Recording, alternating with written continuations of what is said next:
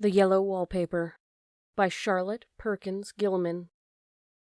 It is very seldom that mere ordinary people like myself and John secure ancestral halls for the summer, a colonial mansion, a hereditary estate, I would say a haunted house, and reach the height of romantic felicity, but that would be asking too much of fate. Still, I would proudly declare that there is something queer about it, else why should it be let so cheaply, and why have it stood so long untenanted? John laughs at me, of course, but one expects that in marriage. John is practical in the extreme. He has no patience with faith, an intense horror of superstition, and he scoffs openly at any talk of things not to be felt and seen and put down in figures. John is a physician, and perhaps, I would not say it to a living soul, of course, but this is dead paper and a great relief to my mind. Perhaps this is one reason I do not get well faster. You see, he does not believe I am sick, and what can one do? If a physician of high standing, and one's own husband, assures friends and relatives that there is really nothing the matter with one but temporary nervous depression, a slight hysterical tendency, what is one to do? My brother is also a physician, and also of high standing, and he says the same thing. So I take phosphates or phosphites, whichever it is, and tonics, and journeys, and air, and exercise, and am absolutely forbidden to work until I am well again. Personally, I disagree with their ideas. Personally, I believe that congenial work, with excitement and change, would do me good. But what is one to do?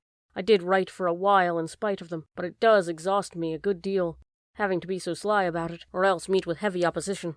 I sometimes fancy that in my condition, if I had less opposition and more society and stimulus, but John says the very worst thing I can do is to think about my condition, and I confess it always makes me feel bad. So I will let it alone and talk about the house. The most beautiful place. It is quite alone, standing well back from the road, quite 3 miles from the village. It makes me think of English places that you read about, for there are hedges and walls and gates that lock, and lots of separate little houses for the gardeners and people. There is a delicious garden.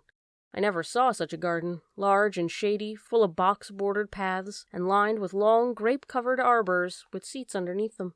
There were greenhouses, too, but they are all broken now. There was some legal trouble, I believe, something about the heirs and co-heirs. Anyhow, the place has been empty for years. That spoils my ghostliness, I am afraid, but I don't care. There is something strange about the house, I can feel it. I even said so to John one moonlit evening, but he said what I felt was a draught and shut the window. I get unreasonably angry with John sometimes. I'm sure I never used to be so sensitive. I think it is due to this nervous condition.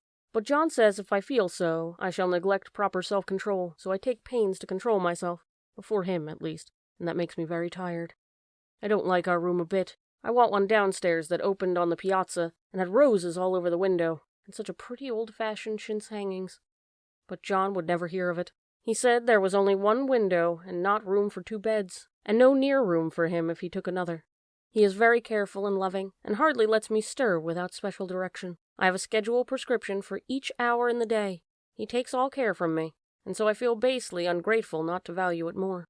He said we came here solely on my account, that I was to have perfect rest and all the air I could get.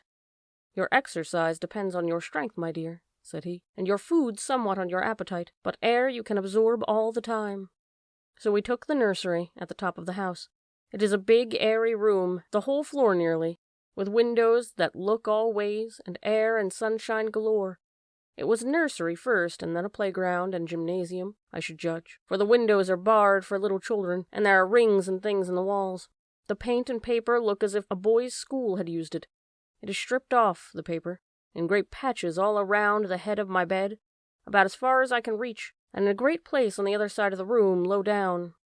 I never saw worse paper in my life. One of those sprawling, flamboyant patterns committing every artistic sin. It is dull enough to confuse the eye in following, pronounced enough to constantly irritate and provoke study.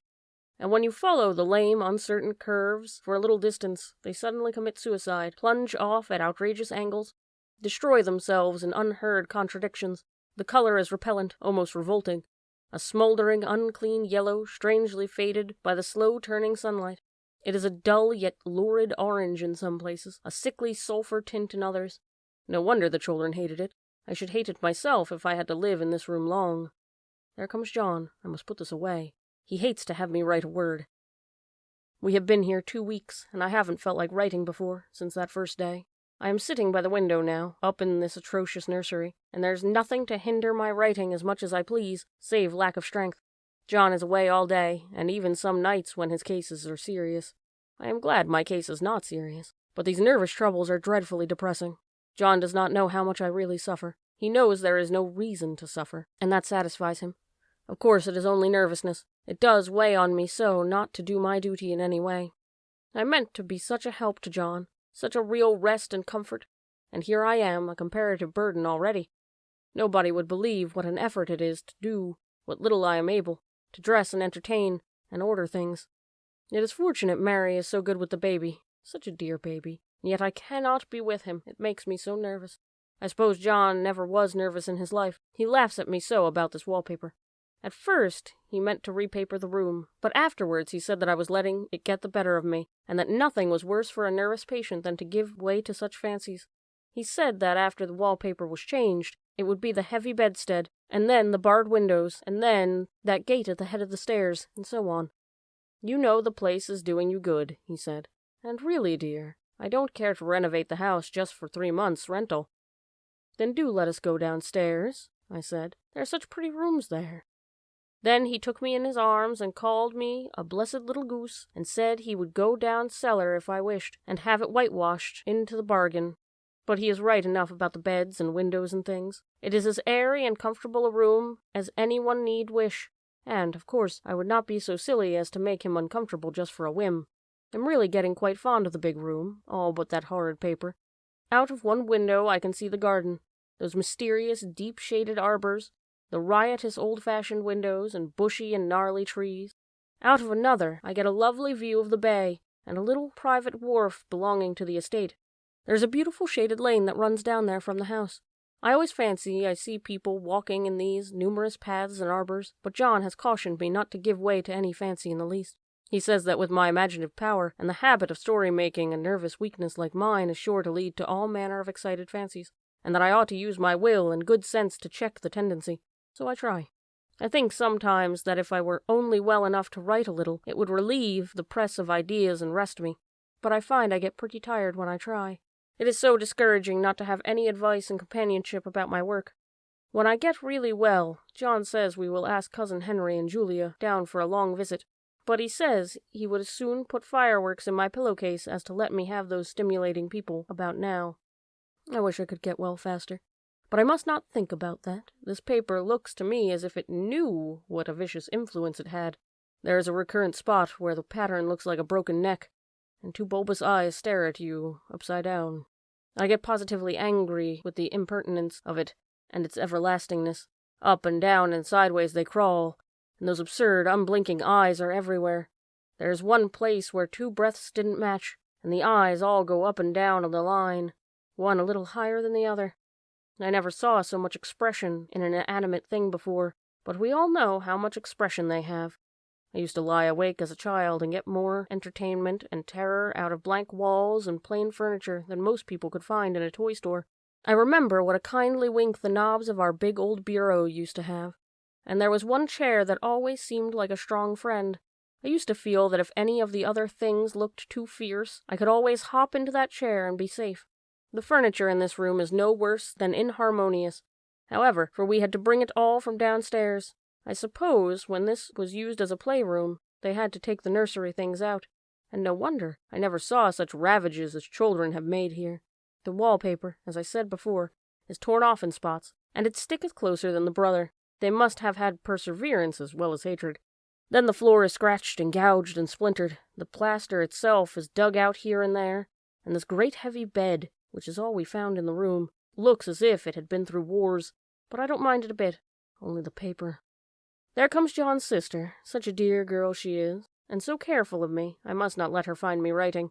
She is a perfect and enthusiastic housekeeper, and hopes for no better profession. I verily believe she thinks it is the writing which made me sick, but I can write when she is out, and see her a long way off from these windows. There is one that commands the road, a lovely, shaded, winding road, and one that just looks off over the country, a lovely country, too, full of great elms and velvet meadows. The wallpaper has a kind of sub-pattern in a different shade, a particularly irritating one, for you can only see it in certain lights, and not clearly then. but in the places where it isn't faded, and where the sun is just so, you can see a strange, provoking, formless sort of figure that seems to sulk around behind that silly and conspicuous front design. There's Sister on the stairs. Well, the 4th of July's over, the people are gone, and I am tired out. John thought it might do me good to see a little company, so we just had Mother and Nellie and the children down for a week. Of course I didn't do a thing. Jenny sees to everything now, but it tired me all the same. John says if I don't pick up faster, he shall send me to Weir Michael in the fall. But I don't want to go there at all. I had a friend who was in his hands once, and she says he is just like John and my brother, only more so. Besides, it is such an undertaking to go so far. I don't feel as if it was worth while to turn my hand over for anything, and I'm getting dreadfully fretful and querulous. I cry at nothing, and cry most of the time. Of course, I don't cry when John is here, or anybody else, but when I am alone. And I am alone a good deal just now. John is kept in town very often by serious cases, and Jenny is good and lets me alone when I want her to. So I walk a little in the garden or down that lovely lane, sit on the porch under the roses, and lie down up here a good deal. I'm getting really fond of the room in spite of the wallpaper. Perhaps because of the wallpaper. It dwells in my mind so. I lie here on this great immovable bed. It is nailed down, I believe, and follow that pattern about by the hour. It is as good as gymnastics, I assure you. I start, we'll say, at the bottom, down in the corner over where it has not been touched, and I determine for the 1000th time that I will follow that pointless pattern to some sort of conclusion. I know a little of the principle of design, and I know this thing was not arranged on any laws of radiation, or alternation, or repetition, or symmetry, or anything else that I have ever heard of. It is repeated, of course, by the breaths, but not otherwise. Looked at in one way, each breath stands alone, the bloated curves and flourishes, and kind of debased Romanesque, with delirium tremens, go waddling up and down in isolated columns of fatuity. But, on the other hand, they connect diagonally, and the sprawling outlines run off in great slanting waves of optic horror, like a lot of wallowing seaweeds in full chase. The whole thing goes horizontally, too, at least it seems so, and I exhaust myself trying to distinguish the order of its going in that direction. They have used horizontal breath for a frieze, and that adds wonderfully to the confusion. There's one end of the room where it is almost intact, and where, when the cross lights fade and the low sun shines directly upon it, I can almost fancy radiation after all, and interminable grotesques seem to form around a common center, and rush off in headlong plunges of equal distraction. It makes me tired to follow it. I will take a nap, I guess. I don't know why I should write this. I don't want to.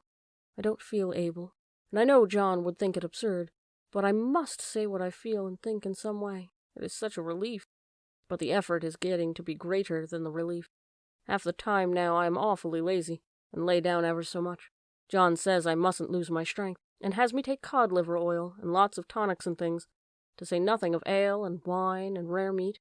But John, he loves me very dearly, and hates to have me sick.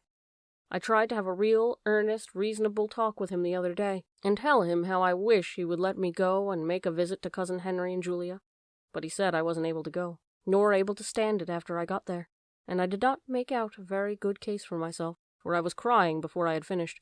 It is getting to be a great effort for me to think straight. Just this nervous weakness, I suppose. And dear John gathered me up in his arms, and just carried me up the stairs and laid me on the bed, and sat by me and read to me until it tired my head. He said I was his darling, and his comfort, and all he had, and that I must take care of myself for his sake, and keep well. He says no one but myself can help me out of it, and I must use my will and self-control to not let any silly fancies run away with me. There's the comfort. The baby is well and happy, and does not have to occupy this nursery with the horrid wallpaper. If we had not used it, that blessed child would have. What a fortunate escape. Why, I wouldn't have a child of mine, an impressionable little thing, live in such a room for worlds. I never thought of it before, but it is lucky that John kept me here after all. I can stand it so much easier than a baby, you see. Of course, I never mention it to them any more. I'm too wise. But I keep watch of it all the same. There are things in that paper that nobody knows but me, or ever will. Behind that outside pattern, the dim shapes get clearer every day. It is always the same shape, only very numerous. And it is like a woman stooping down and creeping about behind that pattern. I don't like it a bit. I wonder, I begin to think. I wish John would take me away from here. It is so hard to talk with John about my case, because he is so wise, and because he loves me so.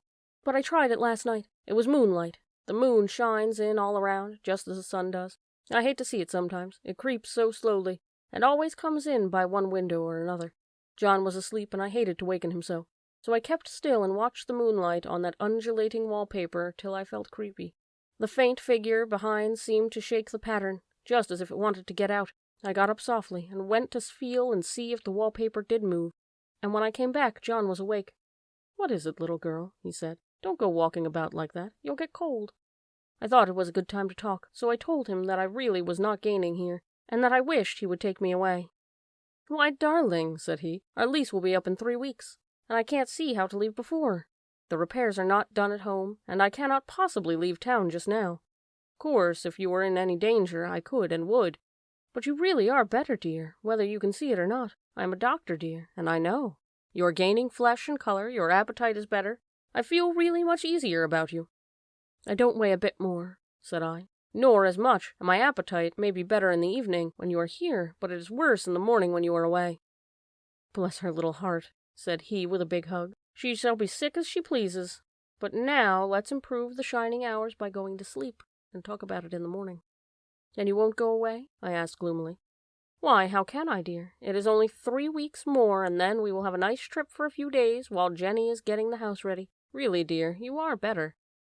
"Better in body, perhaps," I began. I stopped short, for he sat up straight and looked at me with such a stern, reproachful look that I could not say another word. "My darling," said he, "I beg of you, for my sake and for our child's sake, as well as for your own, that you will never for one instant let that idea enter your mind. There is nothing so dangerous, so fascinating to a temperament like yours. It is a false and foolish fancy. Can you not trust me as a physician when I tell you so?" So, of course, I said no more on that score, and we went to sleep before long. He thought I was asleep at first, but I wasn't. I lay there for hours trying to decide whether that front pattern and the back pattern really did move together or separately. On a pattern like this, by daylight, there is a lack of sequence, a defiance of law that is a constant irritant to a normal mind. The color is hideous enough, and unreliable enough, and infuriating enough, but the pattern is torturing. You think you have mastered it, but just as you get well under way and following, it turns a back and somersault, and there you are. It slaps you in the face, knocks you down, and tramples upon you. It is like a bad dream. The outside pattern is a florid arabesque, reminding one of a fungus. If you can imagine a toadstool in joints, an interminable string of toadstools budding and sprouting in endless convolutions, why, that is something like it. That is, sometimes. There is one marked peculiarity about this paper, a thing nobody seems to notice but myself, and that is that it changes as the light changes. When the sun shoots through the east window, I always watch for the first long, straight ray. It changes so quickly that I never can quite believe it. That is why I always watch it. By moonlight, the moon shines, and all night when there is a moon. I wouldn't know it was the same paper. At night, in any kind of light, in twilight, candlelight, lamplight, and worst of all by moonlight, it becomes bars, the outside pattern, I mean, and the woman behind it is as plain as can be. I didn't realize for a long time what the thing was that showed behind, the dim sub-pattern, but now I am really quite sure it is a woman. By daylight, she is subdued, quiet. I fancy it is the pattern that keeps her so still. It's so puzzling. It keeps me quiet by the hour. I lie down ever so much now. John says it is good for me, and to sleep all I can. Indeed, he started the habit by making me lie down for an hour after each meal. It is a very bad habit, I am convinced, for you see, I don't sleep. And that cultivates deceit, for I don't tell them I'm awake, oh no. The fact is, I am getting quite a little afraid of John. He seems very queer sometimes, and even Jenny has an inexplicable look. It strikes me occasionally, just as a scientific hypothesis, that perhaps it is the paper. I have watched John when he did not know I was looking, and come into the room suddenly on the most innocent excuses, and I've caught him several times looking at the paper, and Jenny too. I caught Jenny with her hand on it once. She didn't know I was in the room, and when I asked her in a quiet, very quiet voice, with the most restrained manner possible, what she was doing with the paper, she turned around as if she had been caught stealing, and looked quite angry. Asked me why I should frighten her so. Then she said that the paper stained everything it touched, and she had found yellow smooches on all my clothes and John's, and she wished we would be more careful. Did not that sound innocent? But I know she was studying that pattern, and I am determined that nobody shall find out but myself. Life is very much more exciting now than it used to be. You see, I have something more to expect. to look forward to watch. I really do eat better, and am more quiet than I was. John is so pleased to see me improve. He laughed a little the other day, and said I seemed to be flourishing in spite of my wallpaper. I turned it off with a laugh. I had no intention of telling him it was because of the wallpaper. He would make fun of me. He might even want to take me away. I don't want to leave now until I have found it. There's 1 week more, and I think that will be enough. I'm feeling ever so much better. I don't sleep much at night, for it is so interesting to watch developments, but I sleep a good deal in the daytime. In the daytime it is tiresome and perplexing. There are always new shoots on the fungus, and new shades of yellow all over it. I cannot keep count of them, though I have tried conscientiously. It is the strangest yellow, the wallpaper. It makes me think of all the yellow things I ever saw. Not beautiful ones like buttercups, but old, foul, bad yellow things. But there is something else about that paper, the smell. I noticed in the moment we came into the room, but with so much air and sun it was not bad. Now we have had a week of fog and rain, and whether the windows are open or not, the smell is here. It creeps all over the house. I find it hovering in the dining room, skulking like a parlor, hiding in the hall, and lying in wait for me on the stairs. It gets into my hair. Even when I go to ride, if I turn my head suddenly in surprise, there is that smell. Such a peculiar odor, too. I spent hours in trying to analyze it, to find what it smelled like. It is not bad at first, very gentle, but quite the subtlest, most enduring odor I have met. In this damp weather it is awful. I wake up in the night and find it hanging over me. It used to disturb me at first. I thought seriously of burning the house to reach the smell. But now I'm used to it. The only thing I can think of that it is like is the color of the paper. A yellow smell. There is a funny mark on this wall, low down, near the mop-board. A streak that runs around the room. It goes behind every piece of furniture, except the bed. A long, straight, even smooch, as if it had been rubbed over and over. I wonder how it was done, and who did it, and what they did it for. Round and round and round, round and round and round. It makes me dizzy. I really have discovered something at last. Through watching so much at night, when it changes so, I have finally found out. The front pattern does move, and no wonder. The woman behind shakes it. Sometimes I think there are a great many women behind, sometimes only one, but she crawls around fast, and her crawling shakes it all over. Then, in the very bright spots, she keeps still. In the very shady spots, she just takes hold of the bars and shakes them hard. And she's all the time trying to climb through, but nobody could climb through that pattern. It strangles so. I think that is why it has so many heads. They get through, and then the pattern strangles them off and turns them upside down, and makes their eyes white. If those heads were covered or taken off, it would not be half so bad. I think that woman gets out in the daytime. I'll tell you why, privately. I've seen her. I can see her out of every one of my windows. It is the same woman, I know, for she is always creeping, and most women do not creep in daylight. I see her in the long shaded lane, creeping up and down. I see her in those dark grape arbors, creeping all around the garden, and I see her on that long road under the trees, creeping along, and when a carriage comes, she hides under the blackberry vines. I don't blame her a bit. It must be very humiliating to be caught creeping in the daylight. I always lock the door when I creep by daylight. I can't do it at night, for I know John would suspect something at once, and John is so queer now that I don't want to irritate him. I wish he would take another room. Besides, I don't want anybody to get that woman out at night but myself. I often wonder if I could see her out of all the windows at once, but turn as fast as I can only see out of one of them at a time. And though I always see her, she may be able to creep faster than I can turn. I have watched her sometimes away in the open country, creeping as fast as a cloud shadow in a high wind. If only that top pattern could have gotten off from the under one. I mean to try it, little by little. I have found another funny thing, but I shan't tell it this time. It does not do to trust people too much. There are only 2 more days to get this paper off, and I believe John is beginning to notice. I don't like the look in his eyes, and I heard him ask Jenny a lot of professional questions about me. She had a very good report to give. She said I slept a good deal in the daytime. John knows I don't sleep very well at night, for all I'm so quiet. He asked me all sorts of questions, too, and pretended to be very loving and kind, as if I couldn't see through him. Still, I don't wonder he acts so.